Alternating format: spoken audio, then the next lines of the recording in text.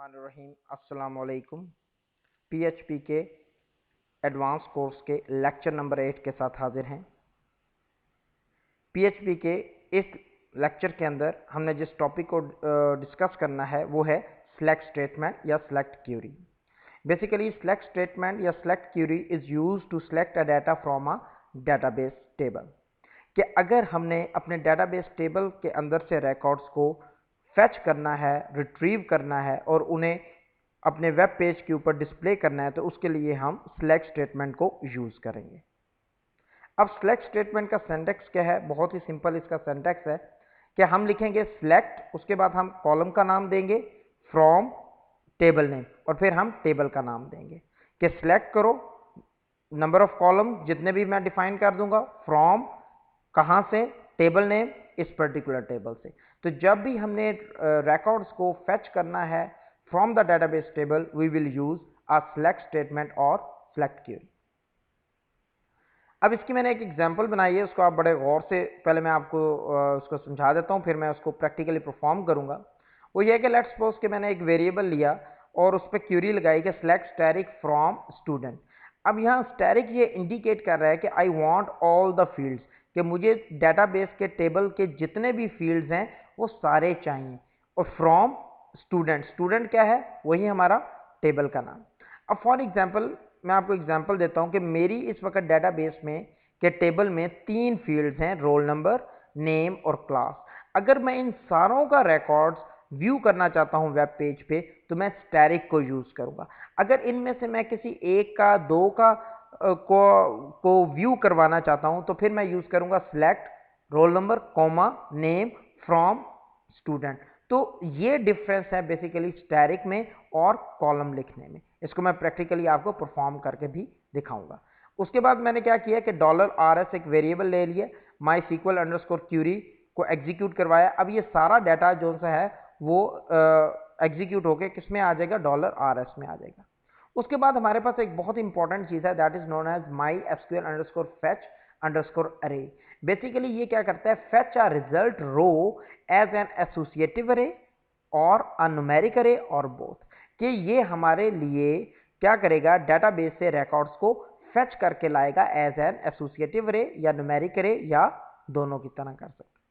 फिर नीचे मैंने क्या किया कि एक वाइल लूप लगाया है कि इसका मकसद ये है कि जब तक डेटाबेस के अंदर उसको रिकॉर्ड्स मिलते रहते हैं, उसकी कंडीशन ट्रू रहती है, उतने ही रिकॉर्ड्स मेरे वेब पेज पे डिस्प्ले करवा दो। जैसे ही रिकॉर्ड्स खत्म होंगे तो उसकी वैल्यू फॉल्स होगी, तो लूप क्या कर देगा?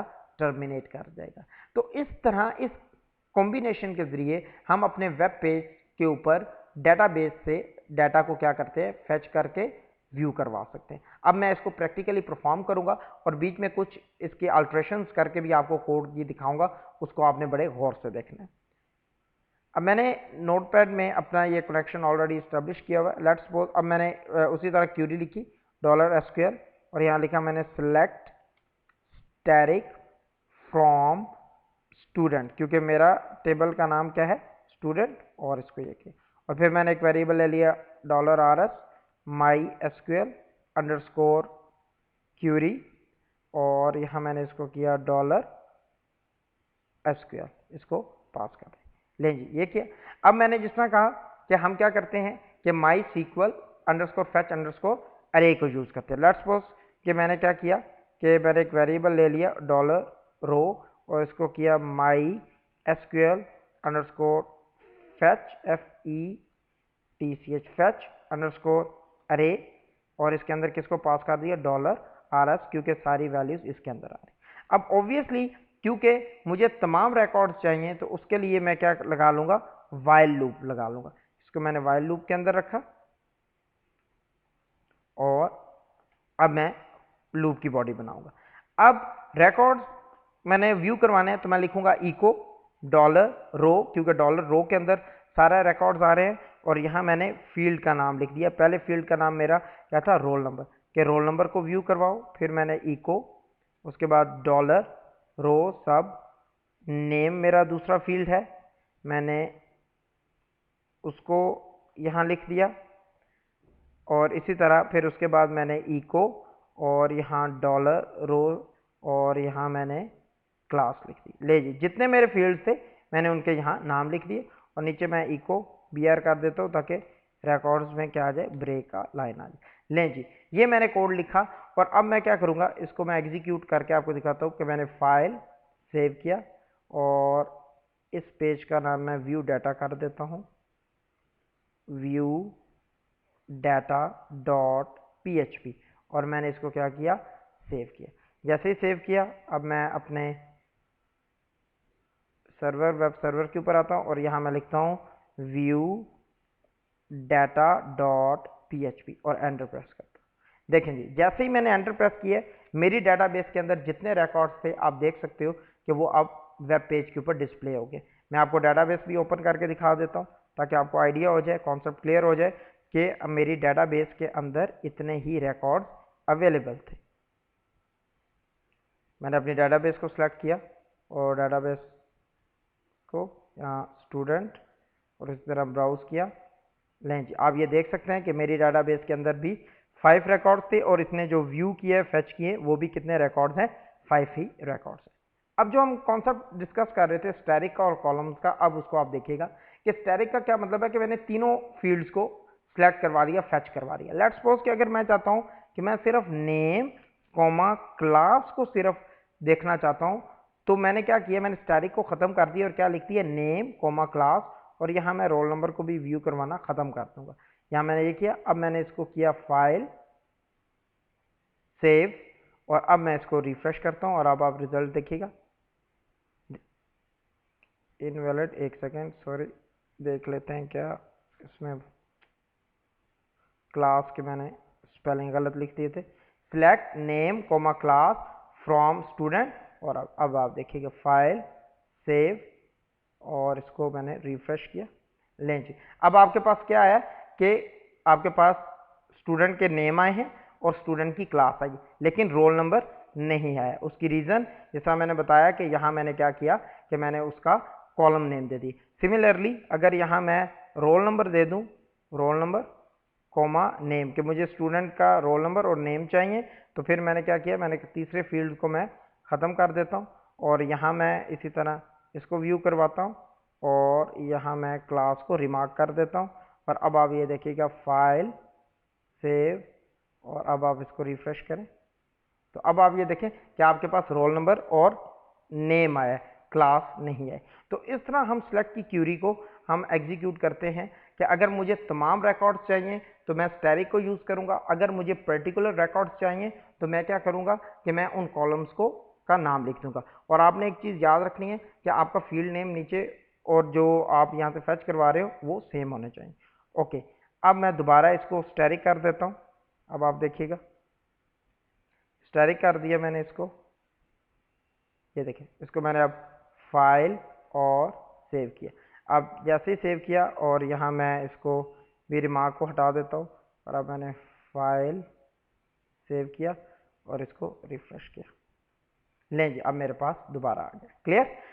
अब यहाँ मैं आपको एक और कॉन्सेप्ट बताता चलूँ कि अभी आपने ये देखा होगा कि यहाँ मैंने जो ये किया है, आप देख सकते हो इसको कि डॉलर अंडरस्कोर रो और यहाँ ये मैंने फील्ड का नाम लिखा है। यहाँ मैं फील्ड का इंडेक्स भी लिख सकता हूँ। अगर आपको याद होगा तो जब हमने अरेज पढ़े थे तो उसमें हमने इंडेक्स को बड़ी डिटेल में डिस्कस किया था। अगर मैं आपको डाटाबेस खोल के दिखाऊं, आप इसको ज़रा गौर से देखो तो हमारे पास ये रोल नंबर, नेम और क्लास आ रही है। अब जो रोल नंबर है इसका इंडेक्स है 0 और जो नेम है उसका इंडेक्स है 1 और जो क्लास है उसका इंडेक्स है 2। यानी कि आपको याद होगा कि जब हमने अरेज भी पढ़े थे तो हमने इंडेक्स को इसी तरह डिस्कस किया था कि अरेज कहाँ से स्टार्ट होते हैं, 0 इंडेक्स से स्टार्ट होते हैं। तो सिमिलरली डाटाबेस में जो आपका पहला फील्ड होता है उसका भी जो इंडेक्स होता है वो 0 होता है। अगर मैं यहाँ इको करके 0 लिखूंगा, अब को मैं करके दिखाता हूँ, तो इसका क्या मतलब होगा कि किस इंडेक्स की वैल्यू उठाओ जो 0 इंडेक्स पे है। अगर यहाँ मैं 1 लिख दूंगा तो इसका मतलब है कि किस इंडेक्स को उठाओ उस इंडेक्स को उठाओ जो 1 है। और अगर यहाँ मैं 2 कर दूंगा तो इसका मतलब है कि उस फील्ड को उठाओ जिसका इंडेक्स 2 है। तो अब आप देखोगे सेम आपको रिजल्ट आएगा। लेकिन मैंने कॉन्सेप्ट थोड़ा सा इसका डिफरेंट कर दिया। फाइल इंडेक्स के ज़रिए मैं फैचिंग कर रहा हूँ, फाइल सेव, और अब आप ये देखो कि दोबारा मैं व्यू करता हूँ, देखें सेम रिजल्ट, कोई उसमें प्रॉब्लम कोई डिफ़िकल्टी नहीं आए। तो इस तरह हम अपने जो रिकॉर्ड्स को फेच कर सकते हैं बाय देयर फील्ड नेम और bye there index name. Clear कि ये दो मेथड हमारे पास यूज़ होते हैं कि हम डाटा को फैचिंग के लिए यूज़ करते हैं फ्रॉम सेलेक्ट क्यूरीज के साथ। अब नेक्स्ट अगर हम बात करें तो ये है कि जो आपका ये डाटा है इसको हम किस तरह टेबल के अंदर किस तरह ऑर्गेनाइज्ड कर सकते हैं, that is very very important. और उसके भी हमारे पास एक दो तरीके हैं, मैं दोनों आपको डिस्कस करवा देता हूँ कि दोनों तरीक़ों से किस तरह कर सकते हैं। कि जिस तरह मैंने लिखा सेलेक्ट स्टैटिक फ्रॉम स्टूडेंट, और फिर मैंने वही रिकॉर्ड सेट लिया और उसके बाद मैंने इको करके टेबल के अंदर इस डाटा को डिस्प्ले करवाया। अब एक तरीका तो ये है जो आपको स्लाइड पे नज़र आ रहा है कि जिस तरह मैंने इको लिखा, टेबल बॉर्डर दिया उसका, उसके बाद T R table row start की, टी एच हेडिंग यानी कि रोल नंबर नेम क्लास, फिर टी आर क्लोज की और फिर लूप लगाया, और उसके बाद फिर इको में आपने HTML के टैग्स लिख दिए। ठीक है, एक दूसरा तरीका ये है कि जिस तरह मैं अब ये बनाऊंगा आप उसको भी देख लीजिएगा, जो आपको जिसमें आप कंफर्टेबल फील करो आप उसको यूज़ कर सकते हो। अब लेट्स सपोज यहाँ मैंने लिखा इको और यहाँ मैंने लिखा table border is equal to 1 और ये क्लोज किया। अगर मैंने इसके बाद इको नहीं यूज़ करना तो मैं इस डबल कोट्स को क्लोज नहीं करूँगा।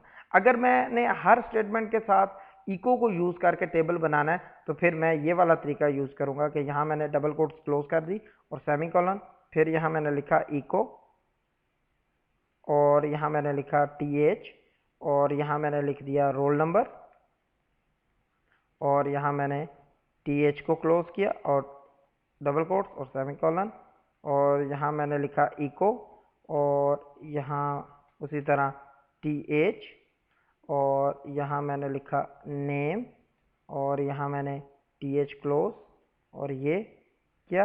क्लियर।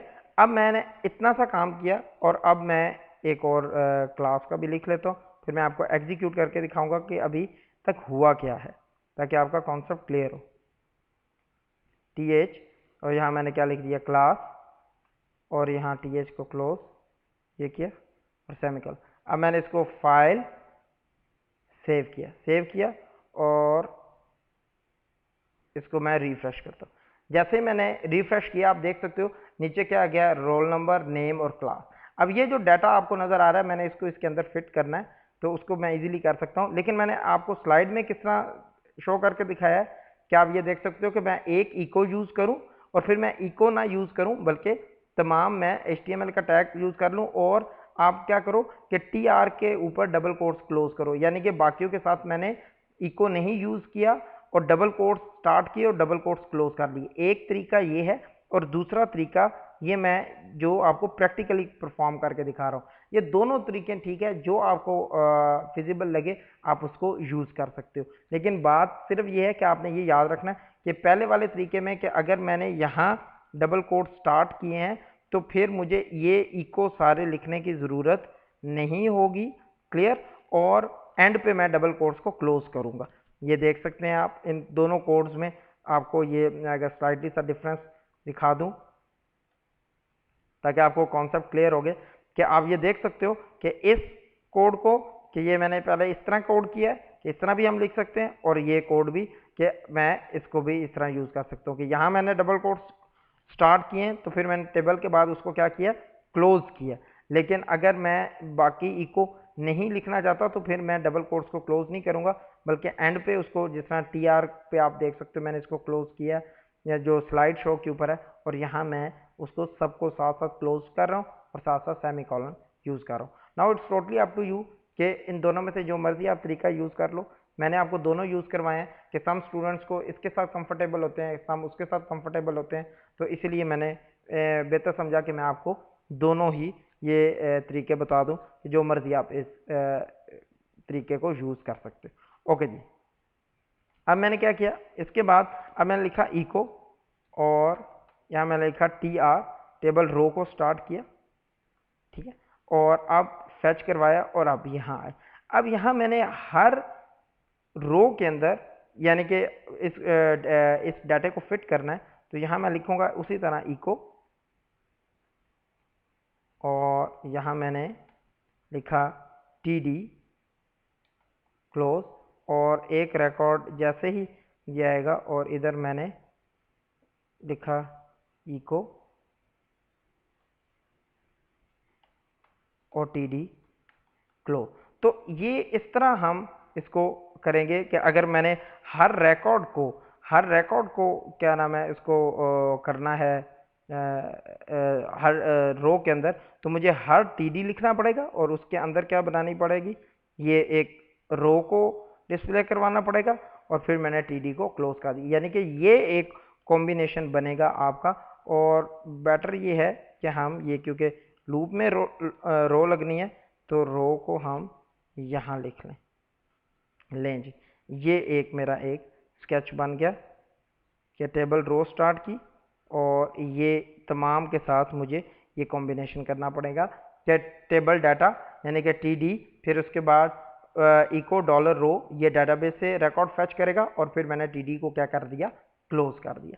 सिमिलरली सेम यही पैटर्न, यही चीज़ मैं रो 1 के साथ यूज़ करूँगा कि यहाँ मैं लिखूँगा इको, और यहाँ मैंने लिखा टी डी, और टी डी को क्या कर दिया, क्लोज कर दिया यहाँ, और टी डी लिखा, और नीचे मैं इसको रो के बाद क्या कर दूंगा, क्लोज कर दूंगा। इसको बड़े गौर से देखना। इसमें एक चीज़ का ध्यान रखिएगा कि अगर छोटी सी भी गलती होगी तो ये आपका टेबल डिस्प्ले नहीं होगा, इसलिए इस कोड को बड़े ध्यान से आपने ये करना है। कोई सेमी कॉलन की या कहीं टी डी क्लोज ना किया या स्टार्ट ना किया तो ये आपका टेबल सही तरह डिस्प्ले नहीं होगा, इसीलिए बड़े एहतियात से इसको कोड करना है। और फिर आपने यहाँ उसी तरह इको, और यहाँ आपने लिखा टी डी, और फिर नीचे जब हम जाएंगे तो टी डी को क्या करेंगे, क्लोज कर देंगे। तो ये हमारा एक कंप्लीट फॉर्मेट हमारा बन जाएगा टी डी, और यहाँ इसको क्लोज किया, और एंड पे मैंने अब भी याद देने की कोई ज़रूरत नहीं, क्योंकि अब हम सारा काम टेबल के अंदर कर रहे हैं, तो इसलिए यहाँ मैंने अब इको, और यहाँ मैंने क्या किया, रो को क्लोज कर दिया, यानी कि ये लें, ये किया। और जो आपने टेबल को क्लोज करना है वो आपने लूप के बाहर करना है, क्योंकि लूप के अंदर उसको नहीं करना। और ये टेबल और ये के ओके जी। अब मैंने इसको फाइल सेव किया, और अब हम देखते हैं अपने रिकॉर्ड को कि आया वो टेबल में आते हैं कि नहीं। लें जी, मेरा तमाम रिकॉर्ड जो डाटाबेस का था वो मैंने किस में डिस्प्ले करवा लिया, टेबल के अंदर डिस्प्ले करवा। तो इस तरह हम क्या कर सकते हैं कि अपने डाटे को हम टेबल के अंदर डिस्प्ले करवा सकते हैं। कि हमने क्या किया, पीएचपी का के ऊपर कोड को यूज़ किया, क्यूरी लगाई, और फिर हमने अपना तमाम डाटा जो हमारा डाटाबेस के अंदर था उसको किस में डिस्प्ले करवा लिया, टेबल के अंदर। और ये चीज़ हम बहुत यूज़ करते हैं, क्योंकि हमें ऑब्वियसली कि जब हमने डाटा को व्यू करवाना होता है यूज़र को या एडमिन साइड के ऊपर, तो हम उसको मोस्टली टेबल के अंदर ही व्यू करवाते हैं। तो ये आपने एक तरीका देख लिया कि किस तरह हम टेबल के अंदर व्यू करवाते हैं। दूसरा तरीका मैंने आपको स्लाइड शो के ऊपर क्या नाम है कोड करके दिखाया हुआ है कि आप स्लाइड शो के ऊपर जो कोड है उसको आप देख सकते हो कि किस तरह किया। आप इसको गौर से देख सकते हो, आप ये भी कोड कर सकते हो, ये भी परफेक्टली रन करेगा। जो मैंने आपको करवा दिया है वो भी परफेक्टली आपने देख लिया, रन कर लिया। तो it's totally up to you कि आप उसको जिस तरह मर्जी उसको यूज़ कर सकते हो। ओके, एक और चीज़ मैं आपको यहाँ एक बताता चलूँ कि एक और तरीके से भी हम एसक्यूएल की क्यूरी को एग्जीक्यूट कर सकते हैं। वो भी मैं सेलेक्ट क्यूरी को, वो भी आप देख लीजिएगा कि सम टाइम हम इसको इस तरह भी एग्जीक्यूट करते हैं। मैं बाकी को क्या कर देता हूँ, रिमार्क, और यहाँ मैं लिखता हूँ my SQL underscore query bracket start, और ये यहाँ क्लोज, और यहाँ मैंने क्या लिख दूंगा, माई एसक्यूएल अंडरस्कोर, जहाँ मैंने फैच लिखा है, ये देखें जी, यहाँ मैंने क्या किया कि मैंने माई एसक्यूएल अंडरस्कोर क्यूरी, और इसको क्या किया, bracket start select static from student double quotes close, bracket close और सेमिकोलन। अब जब मैं यहाँ फेचिंग करूँगा, क्योंकि अब मैंने कोई और वेरिएबल नहीं लिया रिकॉर्ड सेट, अब सारा कट सारा डाटा किस में आ रहा है, डॉलर एसक्यूएल के अंदर आ रहा है। यहाँ क्यूरी एग्जीक्यूट होगी और साथ ही ये क्या करेगा कि ये सारा डाटा किसको दे देगा, डॉलर एसक्यूएल को दे देगा। तो इस केस के अंदर मुझे यहाँ जस्ट क्या लिखना होगा, डॉलर एसक्यूएल, यानी कि रिकॉर्ड सेट वाला जो मैंने वेरिएबल बनाया उसको मुझे फिर यहाँ यूज़ करने की ज़रूरत नहीं होगी कि मैंने एक ही वेरिएबल को यूज़ करते हुए क्यूरी को एग्जीक्यूट करवाया और फिर सारी वैल्यूज़ उसके अंदर क्या करवा ली हैं, यानी कि स्टोर करवा ली हैं। और जब मैं फेचिंग करूँगा रिकॉर्ड्स को माई सीक्वल अंडरस्कोर फेच के, तो यहाँ मैं क्या दे दूँगा, SQL. Rest of the thing is same. ये दोनों तरीके आपके यूज़ होते हैं कि आप पहले वाले तरीके से भी यूज़ कर सकते हो रिकॉर्ड्स को और इस तरह भी। अब रिफ्रेश करो, सेम रिजल्ट आना चाहिए। ये देखें बिल्कुल सेम रिजल्ट आया, कोई उसमें डिफ़िकल्टी कोई प्रॉब्लम नहीं। लेकिन आपने ये देख लिया कि ये एक दूसरा मेथड है कि सेलेक्ट की क्यूरी को या किसी भी क्यूरी को एग्जीक्यूट करने का, कि my SQL underscore select bracket start और सेलेक्ट स्टैटिक फ्रॉम स्टूडेंट, और इस तरह इसको आपने एग्जीक्यूट कर दिया। तो इस लेक्चर नंबर 8 के अंदर हमने ये देखा है कि सिलेक्ट क्यूरी क्या है। Basically select is use to select data from the database, और सेकेंडली कि ये किस तरह काम करती है। और फिर हमने ये देखा है कि जो डाटा हमने सिलेक्ट किया फ्रॉम द डेटाबेस उसको टेबल के अंदर हमने किस तरह डिस्प्ले करवाना है। ये बहुत इंपॉर्टेंट है, मैं बार बार कह रहा हूँ कि डाटा को टेबल के अंदर आपको डिस्प्ले करवाना आना चाहिए। क्यों? क्योंकि जब भी हम डेटाबेसेस में काम करते हैं तो हम डाटा को जब व्यू करवाते हैं तो मोस्टली हम टेबल्स के अंदर ही उसको डिस्प्ले करवा रहे होते हैं। तो ये कोड आपकी फिंगर टिप्स पे होना चाहिए। मैंने दोनों वे आपको दिखा दिए, स्लाइड का वे डिफरेंट था, जो मैंने प्रैक्टिकली परफॉर्म किया है वो डिफरेंट है। Now it's totally up to you कि आप जौन सा मर्जी तरीके को आप फॉलो कर सकते हो, लेकिन आपने इसकी ज़्यादा से ज़्यादा प्रैक्टिस करनी है। तो लेक्चर नंबर 8 के अंदर आज हमने देखी है सिलेक्ट क्यूरी, कि वो सिलेक्ट क्यूरी क्या है, किस तरह काम करती है और डाटा को किस तरह हम डिस्प्ले कर सकते हैं टेबल के अंदर। आपने इसकी ज़्यादा से ज़्यादा प्रैक्टिस करनी है। आप हमारा उर्दू IT अकेडमी का फेसबुक पेज ज्वाइन कर सकते हो, आप हमारी वेबसाइट को विजिट कर सकते हो urduitacademy.com। आप उसके डिस्कशन बोर्ड पे जाके कोई भी क्वेश्चन रिलेटेड सिलेक्ट क्यूरी है आप ज़रूर प्लेस करो, और आपने इसकी ज़्यादा से ज़्यादा प्रैक्टिस करनी है। बहुत शुक्रिया।